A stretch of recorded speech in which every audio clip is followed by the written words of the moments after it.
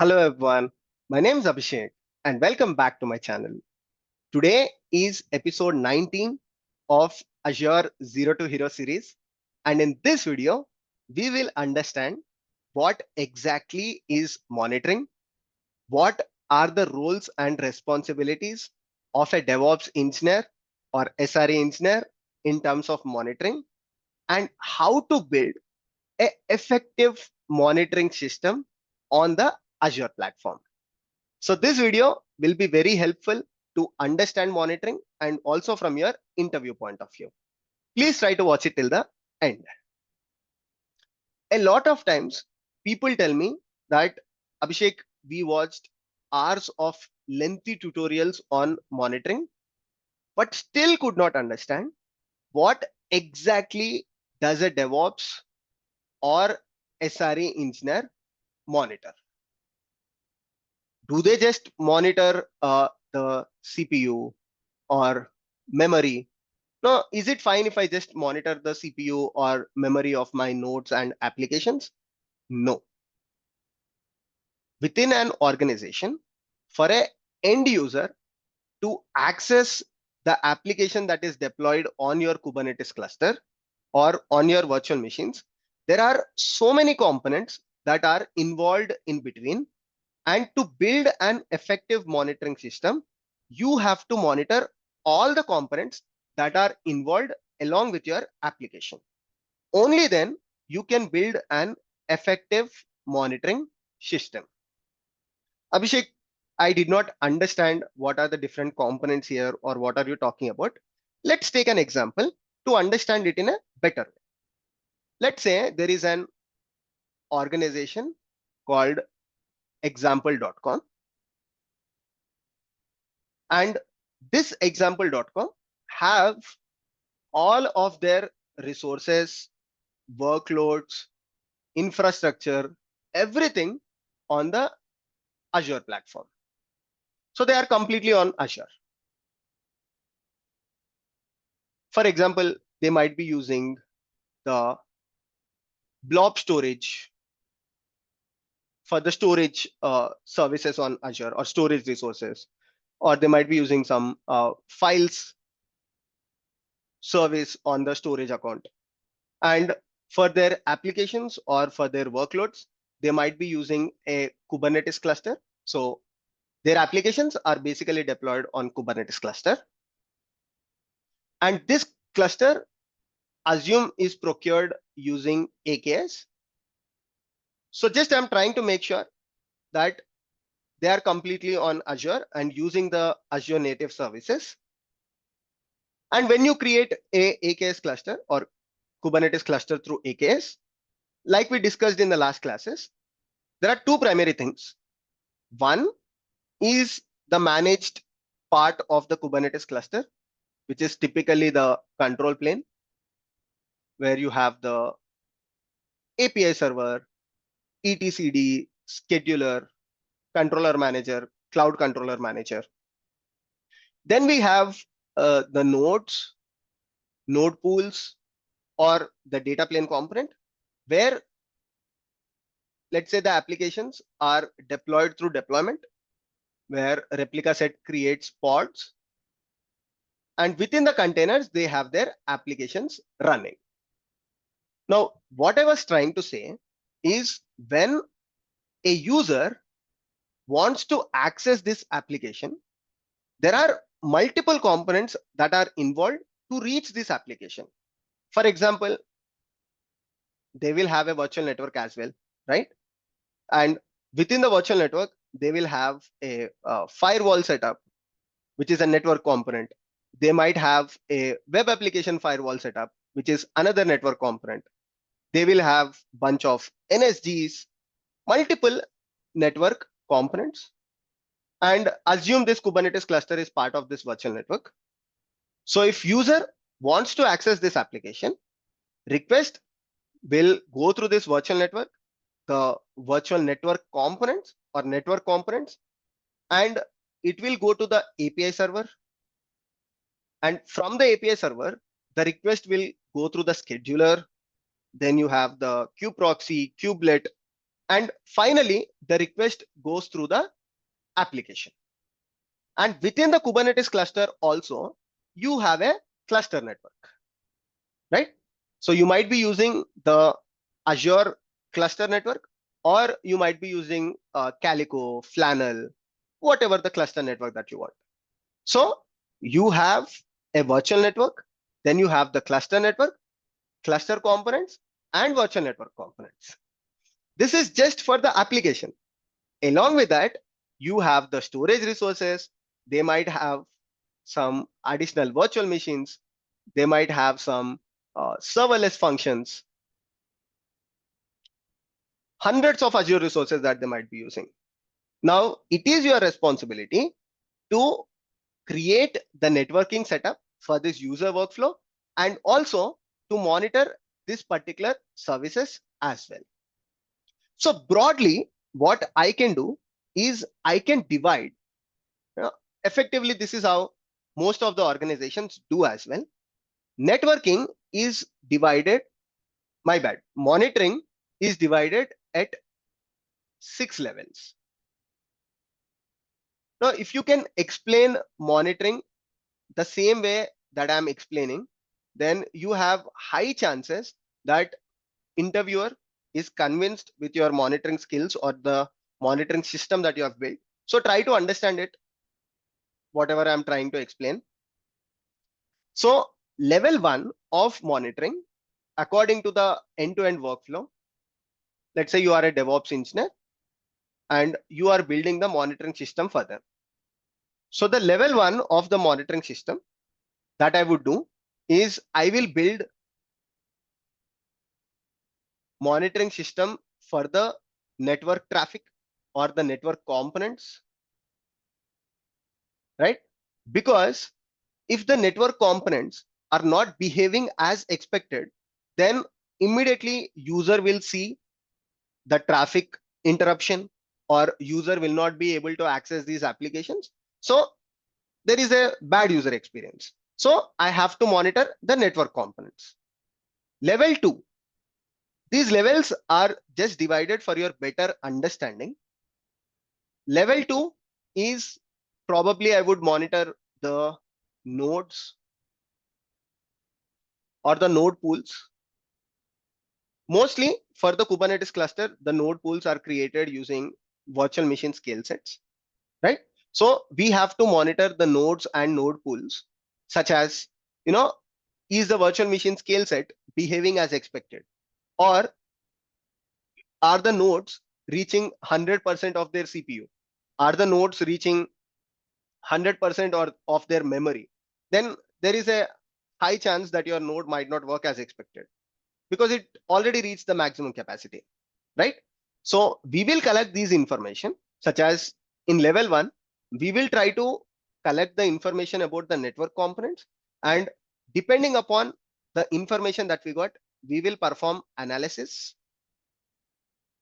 And if the network components are not behaving well, according to our analysis, we will send out the alerts.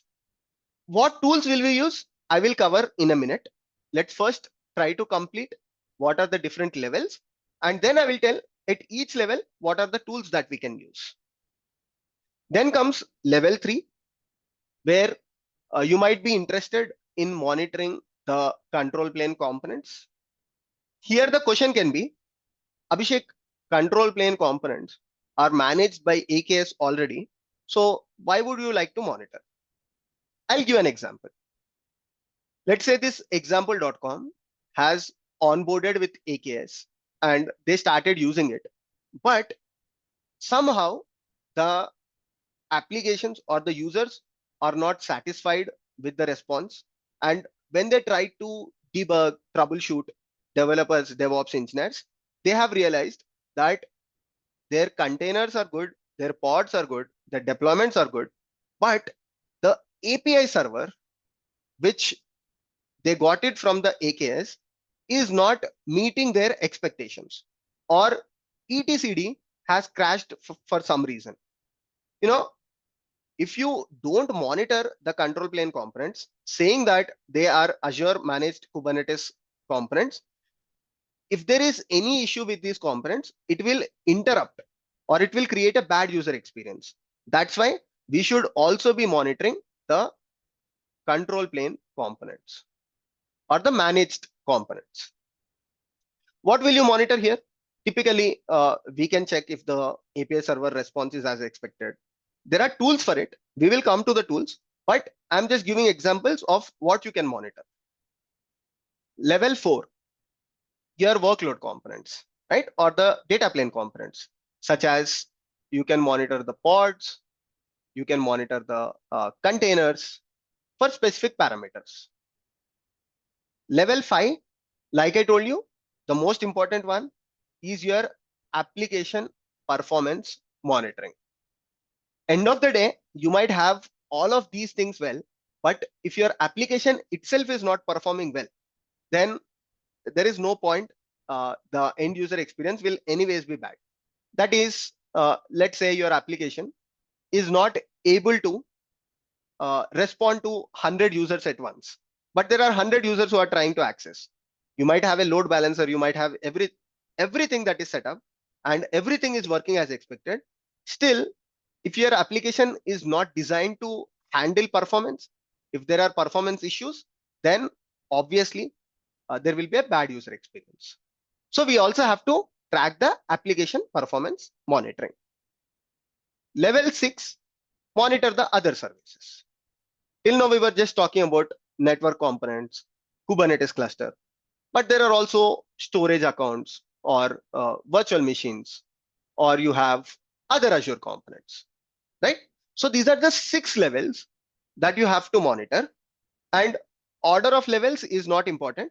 I just try to break it down into multiple levels for better understanding. What are the tools that are available? Can I use a single tool for all of them? Answer is yes, but it is not recommended, because the tool that you might be using for application performance monitoring might also monitor the network components, but it might not be the best at it.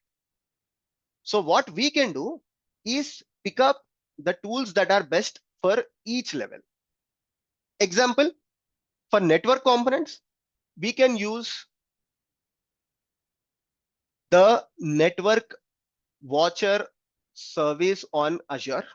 So if you just go to the Azure platform and search for network watcher, this service is so intelligent and it is very much capable that it can monitor your IP flow. It can monitor and it can also diagnose your network security groups. It can troubleshoot. It is capable of troubleshooting the VPN. You can also perform some connection troubleshooting. So network watcher is best for monitoring your network components, such as firewall, web application firewall, network security groups, these things. For nodes, let's say you want to monitor the CPU usage of the nodes, memory, or you might want to track certain parameters of your node. Best is go with Prometheus. And good thing about Azure is that they also have a managed Prometheus service. So if you just search for Prometheus, just like they have managed Kubernetes service, they also have managed Prometheus service, where you don't have to set up the Prometheus. Azure itself will take care of the setup as well as managing the Prometheus. And with the Prometheus, you can integrate a lot of things, right? You can integrate your nodes, which are virtual machines, and you can track certain parameters. You can get the insights of your nodes. You can create some metrics for your nodes. So Prometheus is best for level 2. It is either Prometheus that you create or managed Prometheus, anything is fine. Then coming to the control plane components, you have something called as Azure Monitor. I'll highly recommend this one. When you use AKS, which is Azure Managed Kubernetes service, better go with managed monitoring system on Azure, that is Azure Monitor. If you search for monitor on Azure, you get this service. And if you go to, it can do a lot of things. If you go to the containers, right, there is an option where you can integrate your Kubernetes clusters with this Azure Monitor using the container service. And once you integrate, you can track the control plane components. So within Azure Monitor, the option here is container insights. Then the data plane components such as pods, containers, best is go with Prometheus. Level 5, that is applications. For application performance monitoring, go with application insights. So application insights is again part of your Azure Monitor, right? So if you go to the same Azure Monitor service, here you have something called application insights, where you can collect the logs of your application, or you can collect any tracing information, or if you have trace logs of your application, or if you have any kinds of tracing information for your application or auditing information, logs of your application, you can integrate that with application insights and you can monitor them. Similarly, you can send out some alerts. This one, such as the storage accounts or virtual machines or serverless functions, I will recommend Azure Monitor itself. Again, if you go to Azure Monitor, here you have storage accounts. Just link your storage accounts and you can monitor bunch of things. Virtual machines, integrate your virtual machines and you can integrate bunch of them, such as enable the virtual machine insights. You will get a lot of insights and you can also analyze the data on top of it. So I have broadly divided this into 6 levels. I'm not saying you have 6 different monitoring systems, but for your better understanding, I have classified it into 6 levels. And at each level, these are the tools that I would recommend. Mostly for monitoring your control plane, that is the managed Kubernetes cluster, I would prefer Azure Monitor. Similarly, for application performance, APM, again, I would prefer the Azure Monitor. And also the other components on the Azure platform, such as storage accounts, virtual machines, I would prefer Azure Monitor. Rest, for network components, I would go with Network Watcher. And for the nodes and all, I would go with Prometheus. So these are the things that I will pick up. Azure Monitor for 3 things and Prometheus for 2 things, Network Watcher for the network components. I also have a simple diagram to explain you how the Azure Monitor works, but I think it is mostly very easy if you just create a hands-on, which I'll be doing in the future classes. On a high level, what this Azure Monitor does, just like you see here, right? It can interact with a lot of components. You can integrate your applications for application insights. You can integrate, just like I told, the infrastructure such as control plane components. Or you can also integrate any Azure resources, such as the storage account. You can integrate virtual machines. And what this Azure Monitor does, it will collect the required metrics. It will collect the logs. It will collect some traces. And depending upon the information that it got, it can perform some analysis and things that it can do.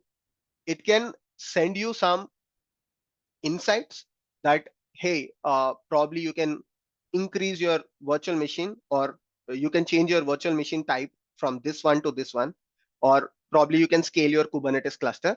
These kind of things you can get from the insights. It can be application insights, or it can be the container level insights. It can also help you with the visualization. You have integrated Prometheus, you have integrated all the things to your monitoring system, but to visualize your monitoring system, you need things like Grafana, or you need some dashboards. You might want to integrate it with Power BI. Again, you can do that with Azure Monitor. You can also respond by sending out some alerts or actions, just like I told you. Monitoring systems will collect the information, perform the analysis, and they will send out the alerts, or they will send out some uh, whatever you would like to configure. In my case, probably I will configure Slack alerts, or I will configure the email alerts, these kind of things. Because building a monitoring system is not at all easy, you need to understand each and every level, and you also have to probably perform proof of concepts at each level if you want to build effective monitoring system. So what I was planning is, if you all are interested, please let me know in the comment section. What we will do is probably pick up each level. After we complete this Azure series, we can pick up each level, and for each level we can do some proof of concepts, or we can do some demo projects. With this, we can understand how can network monitoring be done, how can we perform the monitoring of the container levels, how can we perform monitoring of the applications using application performance monitoring. If you are interested, let me know in the comment section, and I will definitely try to do some proof of concepts and demos. Thank you so much for watching today's video. See you all in the next one. Take care.